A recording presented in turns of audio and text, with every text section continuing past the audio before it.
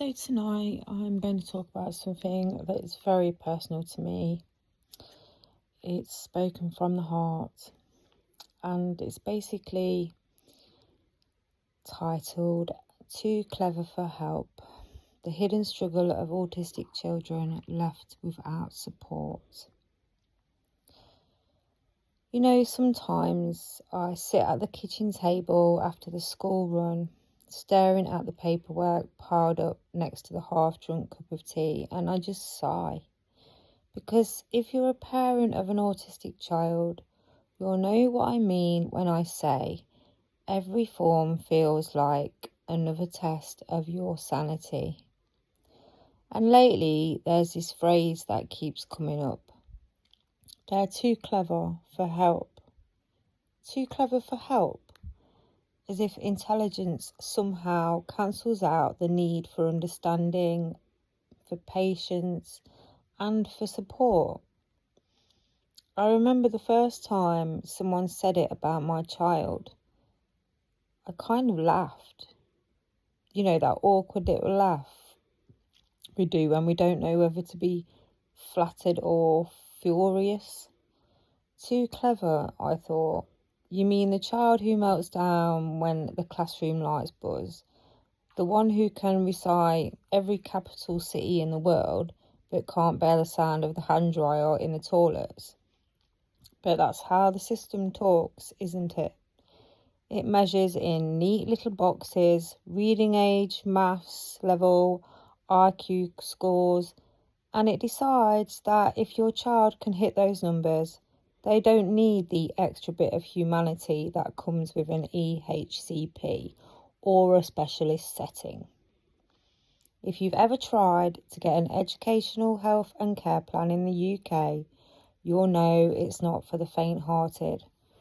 You apply, you gather reports, you chase schools and local authorities, and still someone somewhere can look at your child on paper and say, they're managing fine. Managing. Such a tidy word for something that looks nothing like fine when you live it every day. And this is what I want to talk about today: the kids who fall through the cracks. Because they seem bright, articulate, maybe even charming, and yet they come home shattered from holding it together all day. The children who mask so well that adults believe the performance, and the parents like us left trying to prove invisible struggle to people who only see the surface. So if you're sitting there listening with that same exhausted heart, feeling like you're constantly fighting to be believed, this episode is for you. We're going to talk about what's really happening behind that too clever label, why it hurts so much, and how we keep our children's spirits and our own intact in a system that keeps saying no. Take a breath. You're not alone. Let's start at the beginning. The system. The thing about the system is it isn't built for nuance, it's built for proof.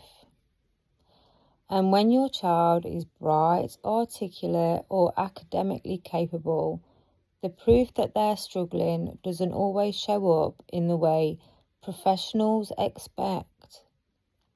When you start an EHCP process, they ask for evidence.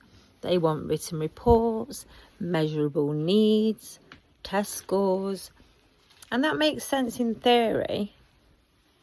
But what happens when your child's needs are emotional, sensory, or social?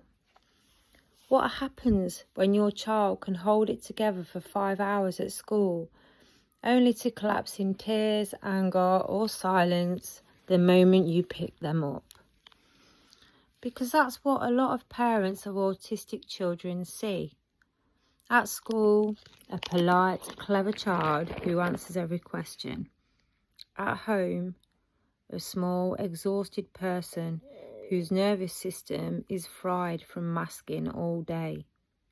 And when you tell the school that, they often say, "We don't see that behaviour here," which becomes the ultimate barrier to support. See, the system rewards visibility. If a child throws chairs or shouts in class, the need is visible, it's disruptive, and therefore acknowledged.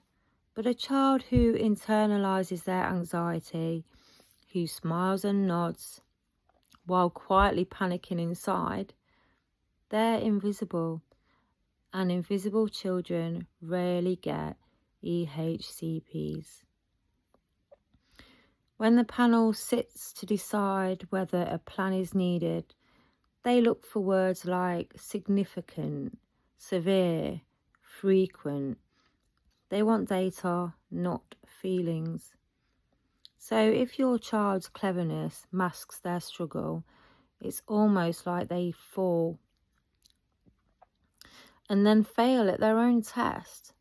They're performing too well to qualify for help. And that's where the heartbreak lies, because parents like us end up in meetings trying to prove distress.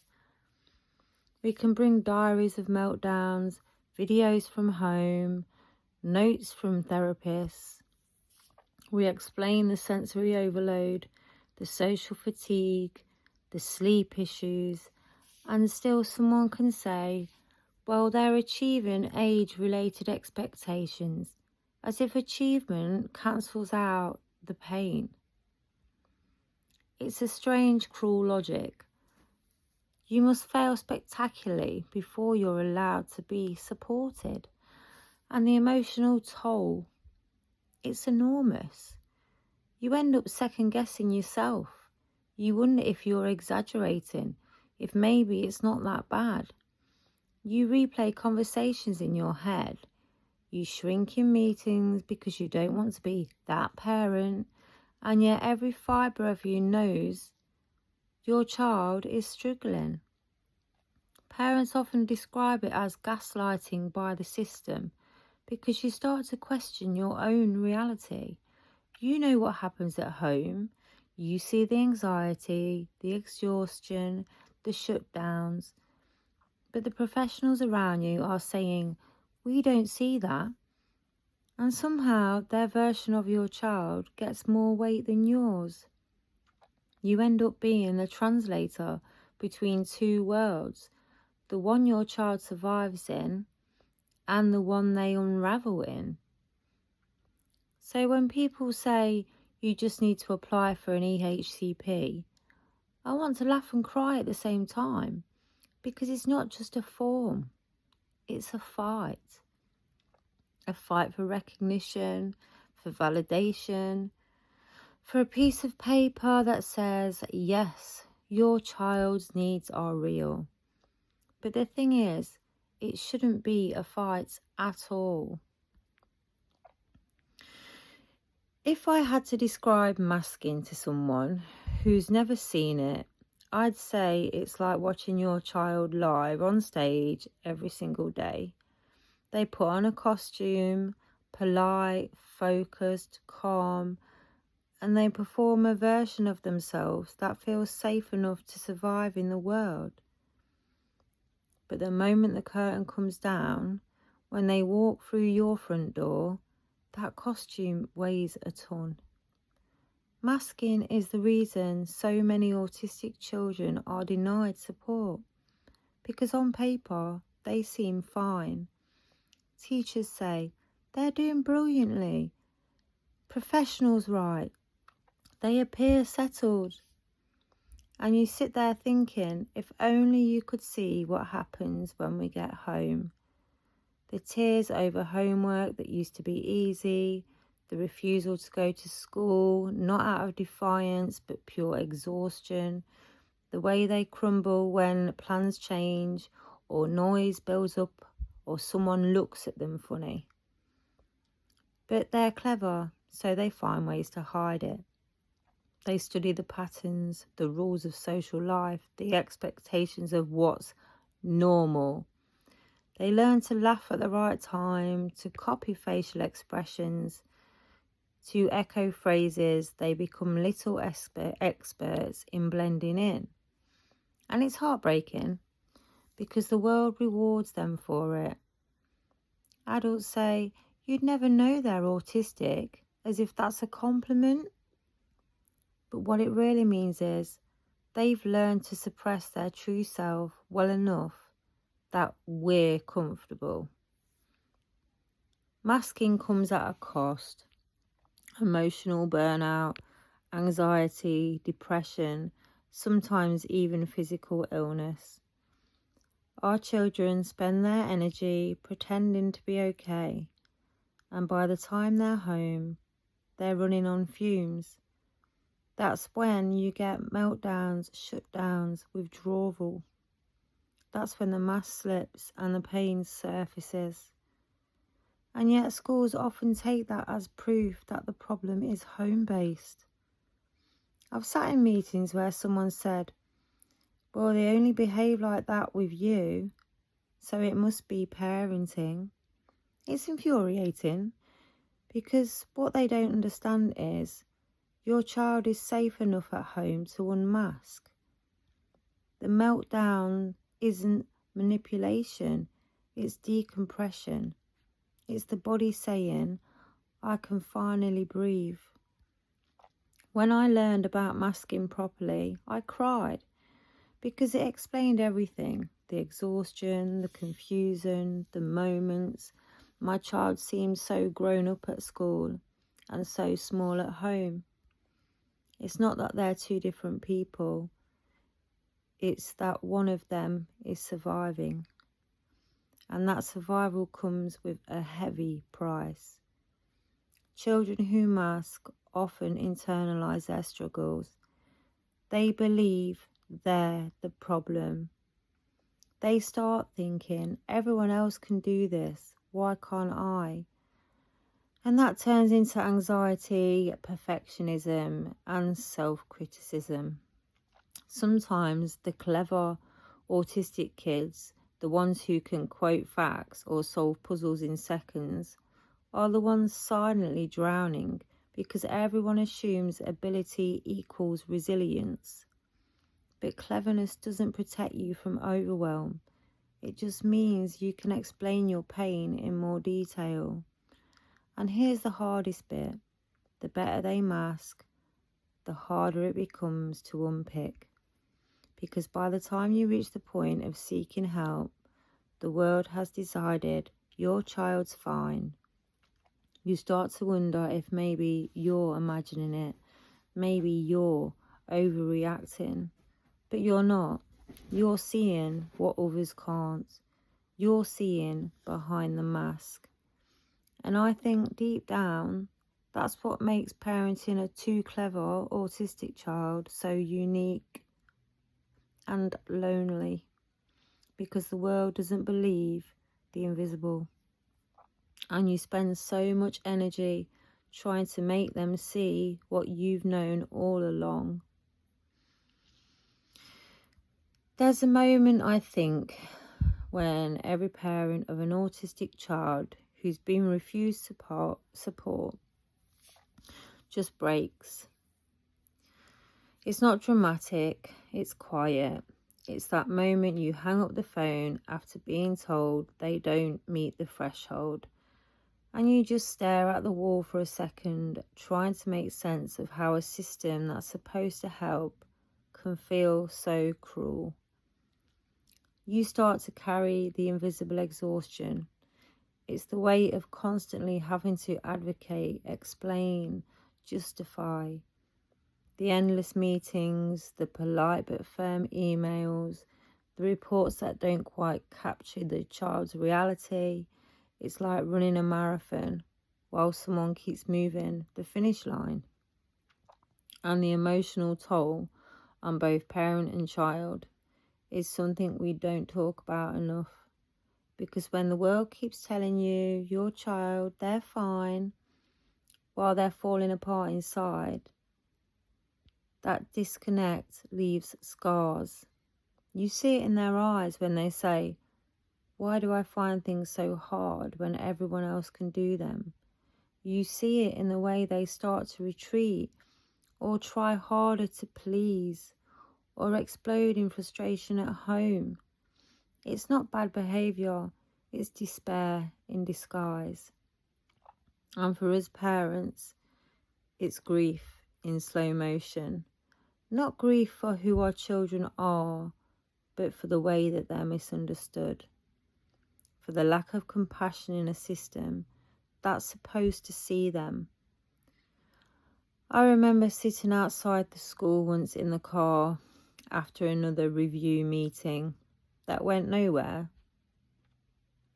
The Senko had said, "She's just so bright, we don't think she needs extra support." And I just sat there with my hands on the steering wheel shaking. Because what I wanted to say was, she's bright because she's autistic. The same brain that learns fast also feels deeply. Can't you see that? But you learn to pick your battles. You drive home, wipe your eyes and get on with it. And then there's the burnout, the one nobody warns you about. For our children, it looks like school refusal, shutdowns, or sudden disinterest in everything they used to love. For parents, it looks like numbness. You go from fierce advocate to quiet survivor. You start avoiding phone calls from the school because you can't bear another "we're just not seeing it here." You lose faith in professionals you used to trust. You stop sleeping properly. You start questioning your instincts. And yet, you keep going because that's what we do, isn't it? We keep showing up. We keep documenting, emailing, researching, comforting. We build our own little patchwork of support out of therapists, Facebook groups, and other parents who just get it. And slowly you start to find your people, or the parents who've heard the same phrases: too clever, coping fine, no significant difficulties. And you realise it's not you, it's the system. It's broken. But you're not. The cruel irony is that the system seems to forget one simple truth. Support isn't just for those who can't achieve.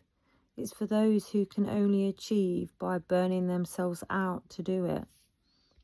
And that's what these too clever autistic children are doing every day, pushing themselves past what's healthy because they think that's what's expected.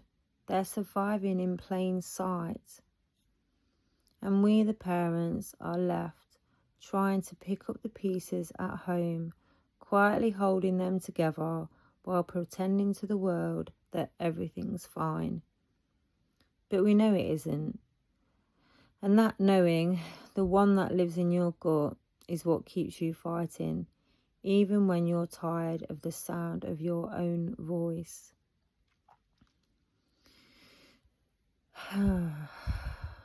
So I want to end this one softly, because if you're listening to this, you've probably cried in your car many times. You've probably sat up late at night Googling things like autistic child, school anxiety, or EHCP appeal success rate. You've probably said to someone, "I just want them to be happy," many times. And that's what it's all about, isn't it? Happiness, not grades, not behaviour charts, just a life where our children feel safe enough to be themselves. So how do we start to heal when the system keeps saying no? I think first we have to stop waiting for permission to see our children clearly. The truth is, we already know them better than anyone. We know when they're struggling, even when they look fine. We know when their silence means distress, and when their humour means they're just trying to keep up. We've been their translators since the beginning.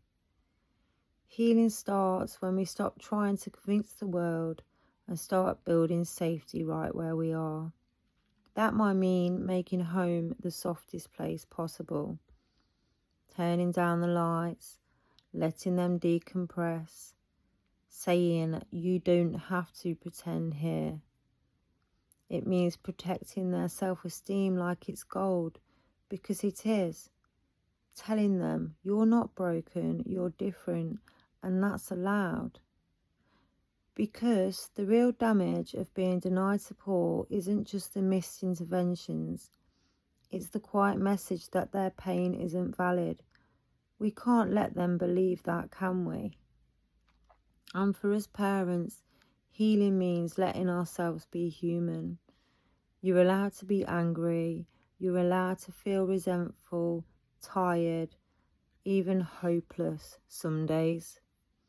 That doesn't mean we're weak, it means we care. You're doing an impossible job in a system that wasn't built for nuance, and you're still showing up. That's strength, even when it doesn't feel like it. One thing I've learned over the years is that advocacy and healing have to exist side by side. You can fight for your children's rights and still take time to breathe. You can send the appeal paperwork and still go for a walk or cry or laugh about something completely unrelated. You don't have to earn rest by winning battles. And as for the too clever label, here's what I remind myself of. Cleverness isn't the whole story. Our children are clever, yes, but they are also sensitive, literal, intuitive, and brave. They are complex little souls trying to navigate a world that doesn't always make sense. Their intelligence doesn't make their pain less real. It makes their awareness deeper. They feel the injustice of it.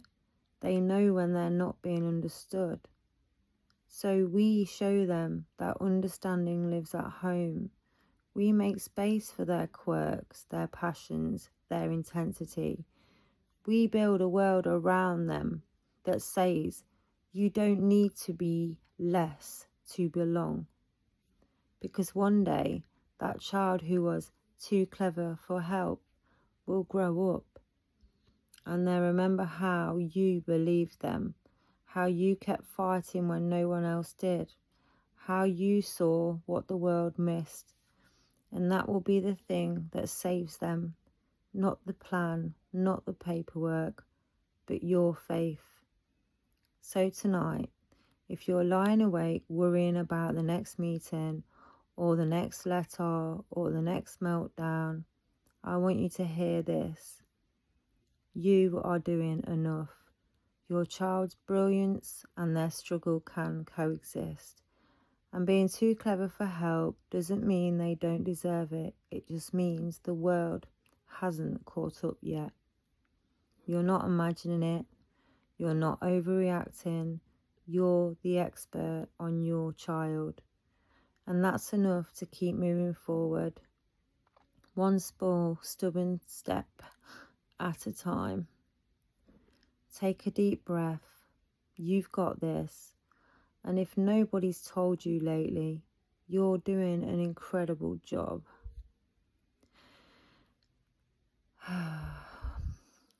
All right. That's enough fighting talk for one episode. Go easy on yourself today and give that amazing kid of yours a hug from me. You're not alone in this.